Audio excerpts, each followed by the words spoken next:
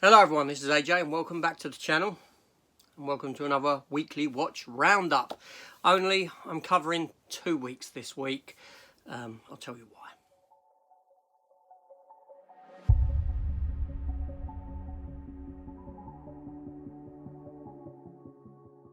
Okay, yeah, so as you may or may not know by my other videos, I was away last week.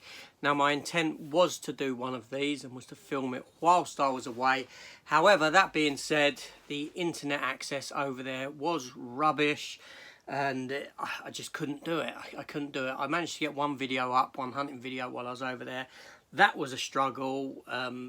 Yeah, so I had to give up. So I'm sort of combining 2 weeks worth into this, but I'm not going to separate them into last. It's all going to be a muddle, a mix, separated into TV and into film, or into film and into TV, whichever way round I decide to do it when I get to that juncture. So yeah, if you like to talk about film and talk about stuff on TV, then come join the channel, hit the subscribe button. Don't forget to leave a comment on the stuff that you've been watching. Any recommendations is fantastic. But yeah, let's just see what I've been up to. So I'm going to go with film first. It seems the easier option.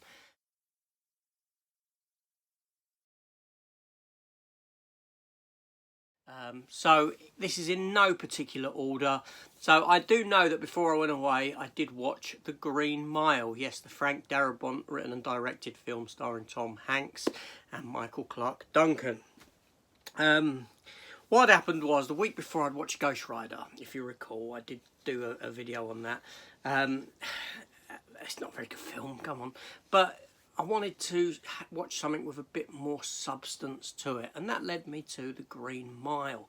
And it's a powerful film. It's a fantastic film. The one thing that got me while I was watching it is it might have been, you know, it couldn't have been an overly expensive film to make because it is very much set within just the confines of this prison for the most part. A few small sets, but you know, hats off to Tom Hanks. I mean, he's a wonderful actor. He really is. The fact that he started off in comedy and has worked his way to where he is, and these big dramatic roles, just fantastic. Michael Clarke Duncan in this film is on point. He's fantastic himself. You know, if you haven't seen this film, you need to see it. Obviously, it's about this inmate on death row who has possibly killed these 2 young girls, but there's something a bit magical about him. And it's all about the impact that he has on the lives of these prison guards. You've got a bad prison guard like you usually do in these things. But it's just a really strong story, a fantastic film. And I can't get enough of it. It is really good. So much so that I've actually just bought the 4K version for £20 or £22. And that's the special edition 4K version with all the tat that comes in it. So wonderful stuff, yes. Next one is Maneater. Now this is a shark film, and I have done a solo review on this. Now Maneater is it's one of these cheap shark films, you know. Now I go to shark films, I do watch these cheaper made shark films. I do sort of have a criteria for watching them though. I don't watch the ones that are generally like a mash-up like Sharktopus or the Tornado shark film, Sharknado. It's got to be sort of have a sort of reality to it in that it's a shark in water attacking people in the story. Now Jaws being one of my favourite films of all time, I don't know why I put myself through these films. I have a fascination with them, but generally they're crap. Now this film here isn't very good. It's not very good, but I gave it a quite a positive review, to be honest, because it does stuff different, it does stuff right. It has 2 storylines progressing through the film at once that combine towards the end. One following these individuals that are on, you know, the sort of standard characters that are there to hunt, and you've got one who steps up and, you know what I mean, who's a survivor, and then you've got this other story about this fella who dresses up like Dog the Bounty Hunter. He's lost his daughter and he goes out hunting for the shark that's killed his daughter, being the shark that's now terrorising these individuals, and these 2 stories come together into a showdown. Now I kind of compare shark films to one another as opposed to anything else, so to speak. you got to take into the fact that people work on these films, people do put a lot of effort into them, and they're restrained by budget. Now this film here is restrained by budget, however it is filmed on the open water. CGI is minimal in that it's just bits with the shark. CGI does look bad, it doesn't look good, right? But I'm not going to knock a film and say your film is rubbish because the CGI is rubbish, or you know, or some of the acting is a bit poor and some of the statements said by characters are a bit poor. You've got all that sort of stuff in it. But however, had the film had a bigger budget, a bit of bigger production values, the storyline for the film actually works to a degree. So I'll give it that. And this film is actually brave enough to set itself up for a sequel, believe it or not, with a line from Jaws. Yeah, I don't know if that's stupidity or brave. I don't know which one that is. But there we go. So like I said, I've done a review of that. Next up is Dog Soldiers. I watched Dog Soldiers because I got the 4K release, which I've done an opening for. I've done a video on that and my talk about the 4K transfer. But the film itself, I love Dog Soldiers. What can I say? As werewolf films go, this probably tops the lot for me. Yes, American Werewolf in London, a lot of people would cite. And it's not a bad film, it's a decent film, and I enjoy American Werewolf in London. However, I'm not big on the werewolf genre, but this film just does it for me. The fact that it's British actors set in in the Highlands of Scotland, which is a beautiful place, by the way, hunted by werewolves. It's got that sort of Predator-esque, I suppose, sort of sense to it, in that it's sort of SAS soldiers on manoeuvres in the woods, being hunted by giant dogs, and they end up in a house and have to survive an onslaught of several of these werewolves coming at them. And it's a really good film. It's a really good film. I got no issue with it at all, and I was very impressed with what I saw watching the 4K version. There we go. Next up, Sylvester Stallone in his new film Samaritan. Again, another one I've reviewed. I've reviewed a lot of this stuff. You can go and watch a more in-depth review if you so wish. Sylvester Stallone, superhero fare. Unfortunately, it's a film that feels like it should have came out 20 years ago. It's from that sort of early era, that sort of era of Stallone film, or that era of superhero movie, more specifically, those early 2000s film before they refined what superhero movies was. It feels like a step backwards. The fact you've got a geezer with a metal mask carrying a hammer is very much like the character of Steel, which is the DC Superman spin-off superhero. And for me, it was okay. It was okay. Nothing I'd give a rewatch. I like the villain in it. The actor who plays the villain, I thought he was very good. I remember him from Game of Thrones. He's got a great screen presence. But Stallone just felt sort of like he just sort of sleepwalked through the part, to be honest with you. That was my interpretation of it anyway. But yeah, there you go. That's that one. And then the last film I watched was a Netflix movie.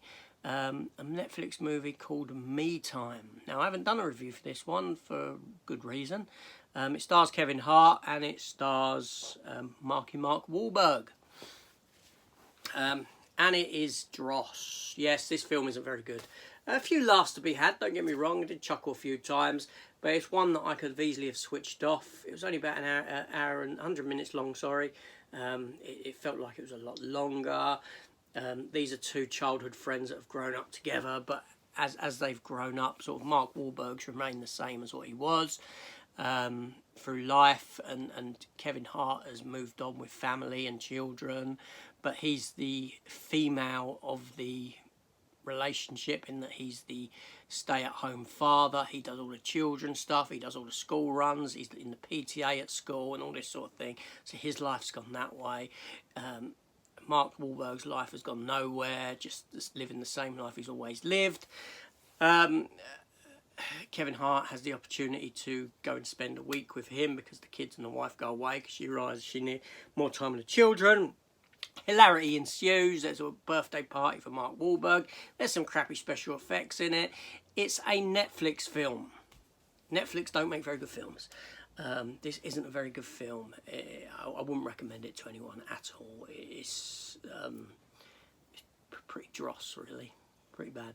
But anyway, so that brings me to the end of the films that I've watched over the past couple of weeks. Oh, just one other. I did start Nope. But Nope, I didn't get any further than about 15 minutes into it. I may have a discussion about that. I may give it another try tomorrow. I'll see what comes of that. Anyway, so now I'm going to move on to the TV stuff. But before I move on, make sure you do this.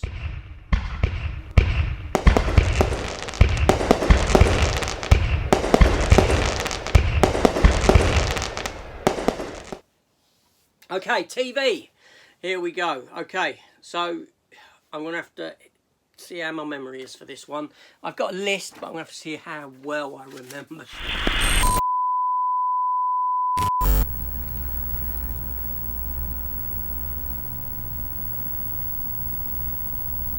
Okay, so first up, Tales of the Walking Dead. Now, I did review episodes 1 and 2. However, I've watched 3 and 4 on my return today. So this one I do remember. Now, episode 1, or episode 3, I should say, of Tales of the Walking Dead, the first one I've watched today, follows the story of Dee, she who soon to become Alpha. Yes, the leader of the Whisperers. Again, played by Samantha Morton. And it follows this group of individuals who are living on a boat, specifically one of them sort of Mississippi type of paddle boats with the things at the back that make it go, not at the sides. But the main leader of this group, this woman, she wants things to be perfect and nice and trying to keep hold of the real world, whereas Samantha Morton's character is on there, Dee, and she sees things a different way, and she wants to do anything to protect her daughter, but in doing so she's sort of harming her daughter mentally and not physically but mentally, and this sort of thing, and it leads to you know, a bit of interaction between these two, negative interaction when the boat gets taken over by these baddies. Basically it's an origin story for Dee, for a bit more of an in-depth look at her past, and how she became leader of the Whisperers and this sort of thing, how she got to where she went. Now, it was it was a really good episode, a very strong episode. I really enjoyed it. However, as a parent, what she was doing does come under child abuse, so to speak, and I find that stuff really hard. As I'm getting older, you know, children should grow up with laughter and joy and that in their hearts. They shouldn't, you know, but this episode done a really good sense of how it would affect a child growing up in this sort of a world, this sort of Walking Dead world. And even though Dee, or Alpha, is doing everything she can to protect her child, is she doing the right thing? Is she doing the wrong thing? It opens those sort of questions and those sort of doors, and I just found it to be quite a fascinating, thought-provoking episode in that respect, and a good episode. And it was nice to see Samantha Morton back again in this role, because she was despicable in The Walking Dead. I mean, you hated her, but in a good way, if you get what I'm saying. And the same here, yeah, very good. And then I straight away watched episode 4, and again another great episode. I'm liking this series of. I'll be back. So I was mid-flow and I had a knock at the door. But anyway, so episode 4 of Fear the Walking Dead. So this episode here follows this fella who's a scientist who is studying the walkers, or the zombies. And again, he sees them as part of nature, as though they are the next part of human evolution. Because obviously when we die, we become one of them now in the world of The Walking Dead. We're all infected with the sort of virus that does it. So that's the future that everyone is beheld to.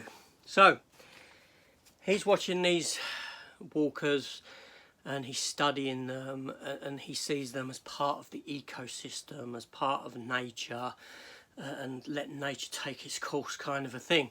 One specific walker that he's studying turns out to be a former colleague of his who died of cancer, but he didn't want to be put out of his misery, he wanted to be studied. So he's got this thing around his neck. But this young girl comes, this young Asian girl, Chinese girl. Can I say Asian anymore? I don't know what I can say and what I can't say. I don't know, the world's gone mad. So anyway, she comes to the fray, but they're looking for a new place to settle. and looking for this area to settle in. Now this area is given over to nature. It's an area that has been man-made and dug out so that people ain't necessarily, nature's kind of left alone, so to speak, and the walkers that are there are left alone. But you've got headhunter walkers, ones who skull hunters, not walkers, sorry, people who hunt skulls and behead. And you have a conflict of ideology in that this girl loves nature, but she wants somewhere new to live. But he's all about these being now part of nature, but the girl sees it as being an unnatural part of nature, and this conflict arises there. The episode does end. Spoiler alert now, so switch off if you haven't seen it and you're going to watch it. I'll give you that one warning. It's got a fantastic ending where the old geezer, who's a scientist, does come across the young girl turned walker, and you don't know whether he's going to use her as his next main tracking walker. Yeah, no, but it got you again. Quite a thought-provoking episode in what it has to say about nature and about human and the human condition and what we do as humans and the interference that we have in nature, and that when nature attempts to take back the world and that's, you know, all this sort of stuff. So fantastic. Now both of these episodes of The Walking Dead, Fear the Walking Dead, leave characters open to return. And I'm hoping that, you know, I'd get to see this geezer again and a woman who survived in the last episode. Now, Fear the Walking Dead as a series, I am really enjoying this sort of standalone storytelling, this anthology-style storytelling, introduction of new characters, a look back at old characters. I think it's very, very good. Now, I am a big fan of The Walking Dead, read all the comics, even before, you know, started reading comics before the TV show came on, blah, blah, blah, blah, blah. Brought to the screen by Frank Darabont, Green Mile, who we spoke about. It's a fantastic series, and I love visiting this world. For me, The Walking Dead, you could look at The Walking Dead and say it's been milked, saturation point, but The Walking Dead is more about the world that we inhabit as opposed to the individuals in the world. Each series is about different individuals, but that opens up the door to so much storytelling within this world, and this series is doing just that, and it's fantastic for that reason. Okay, moving on. Harley Quinn, 2 episodes of Harley Quinn. Okay, the first one of this was very Joker-centric. It was Harley Quinn and Poison Ivy had been pushed into the background. In fact, they're only in one scene at the very end, and the rest is all following the Joker, voiced by Alan Tudyk, who will come up again on this list. And it was so refreshing to step away from the Harley and Ivy stuff and focus primarily on the Joker. And see him trying to live this normal life and then running for mayor and all this sort of stuff. Just very, very funny stuff. This series is, I do love this series. Even though I'm on this Batman downer, I like what this series is doing because it just turns it on its head in a very loving, respectful way. And then another episode of Harley Quinn, the latest one, and for the life of me, I cannot remember what happened in it. Oh, that's it. Harley Quinn, Poison Ivy ain't very well because she's going into the green with her mind, going into the plants to try and find her mate. And you get Harley Quinn, who heads off to kidnap Bruce Wayne because they know that Bruce Wayne's got him held. Catwoman helps out because she's been split up with Bruce Wayne, but Bruce Wayne's trying to get back with Catwoman. But Harley Quinn teams up with Batgirl to try and Batgirl not knowing that she's trying to kidnap Batman, or Bruce Wayne I should say. And again, very good episode. What can I say? Then we have Star Trek Lower Decks. Star Trek Lower Decks, another animated series running at about 22 minutes an episode. Again, very funny. This episode is the first episode of Series 3.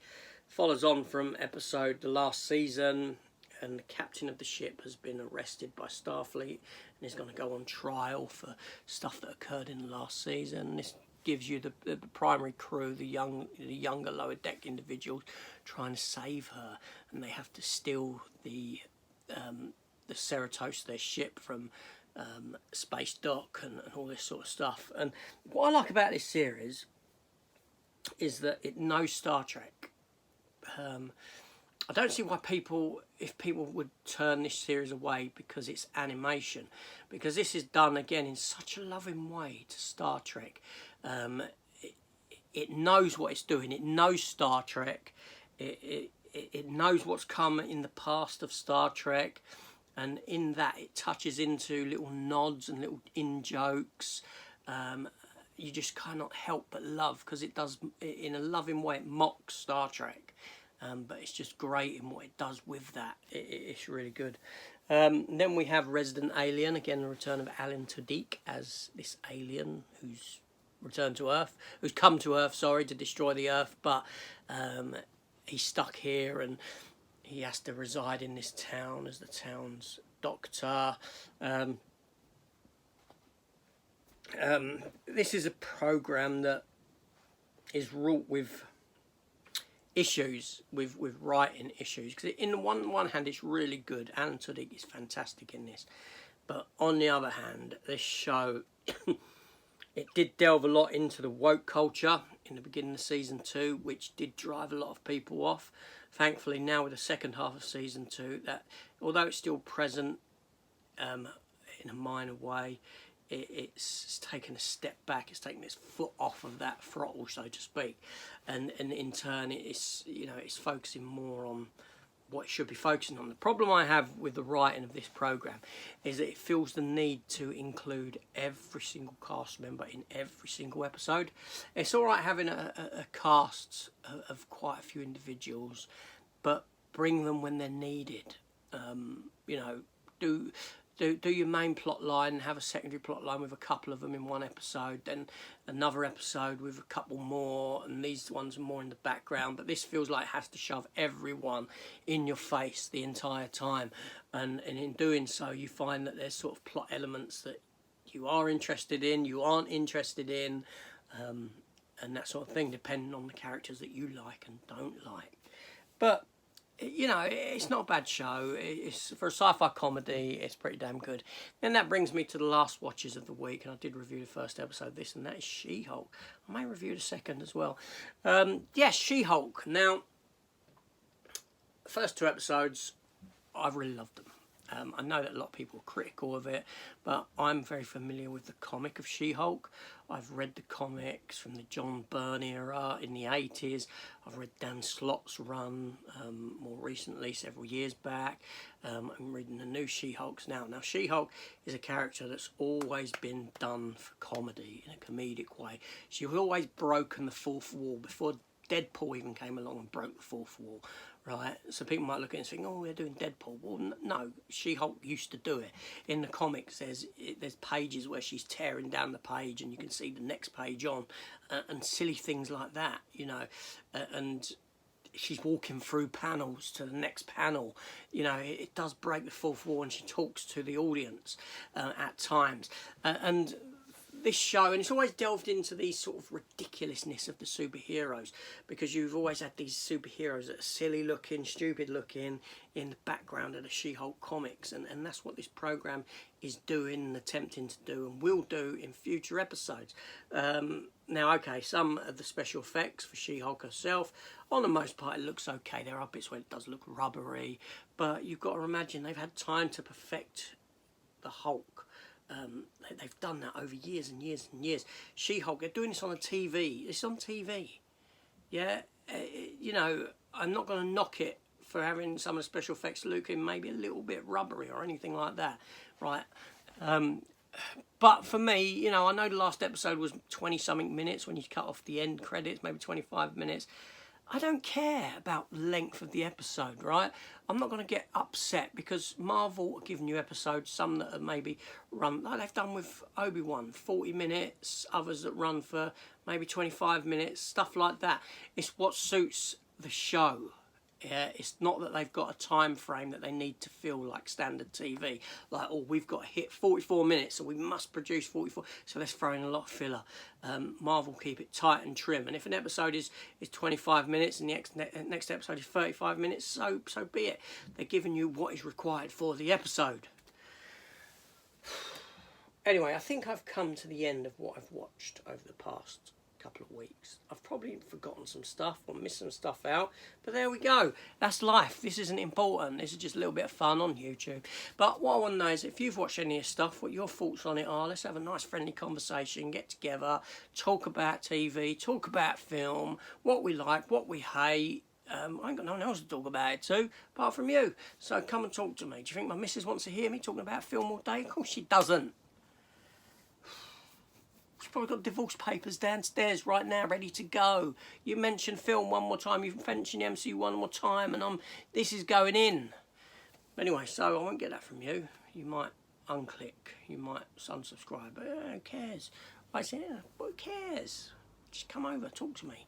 Let me know what you've been watching and any recommendations. I love recommendations. I might just throw them on. It's AJ. Hit the subscribe button, come join the channel, leave a comment, hit the notification bell, and I'll see you all later.